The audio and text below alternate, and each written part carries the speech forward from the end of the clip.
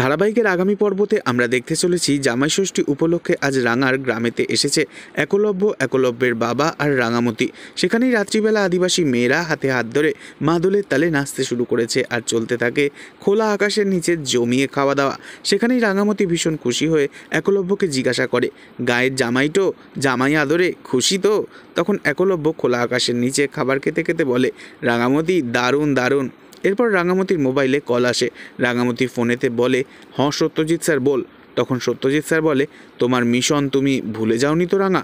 রাঙামতি বলে, না না, আমার সব মনে আছে। এরপর একলব্য রাঙামতির কাছে এসে রাঙামতিকে সতর্ক করে বলে, একদম কোনো গণ্ডগোল নয় রাঙা। তখন রাঙামতি বলে, অরুণবাবু চিন্তা তো করিস না, অসহায় মেয়েগুলোকে তো বাঁচাইতে হবে। এরপর রাতের অন্ধকারে জঙ্গলের মধ্যে মেয়েদের বাঁচাও বাঁচাও চিৎকার শুনে রাঙামতি হাতের তীর ধনুক নিয়ে জঙ্গলের ভিতর থেকে আরও ভিতরে গভীর জঙ্গলে পৌঁছে যায়। দূর থেকে একলব্যর বাবা বলতে থাকে, রাঙা ফিরে আয়, যাস না, এটা ওদের ফাঁদ হতে পারে। ঠিক তখনই জঙ্গলে তাণ্ডব চালানো একদল লোক হাতে করে তীর ধনুক নিয়ে ফিট করে আর একলব্যের বাবার বুকে তীর চালিয়ে দেয়। সঙ্গে সঙ্গে একলব্যের বাবা বুকে হাত দিয়ে মাটিতে লুটিয়ে পড়ে। দেখতে পেয়ে ছুটে আসে রাঙা, আর একলব্য ভুল বোঝে রাঙাকে। তবে কি রাঙা পারবে বড়বাবুকে সুস্থ করে এবং অপরাধীদের উচিত শিক্ষা দিতে? পরবর্তী আগামী পর্ব জানতে অবশ্যই আমাদের সঙ্গে থাকবেন। ধন্যবাদ।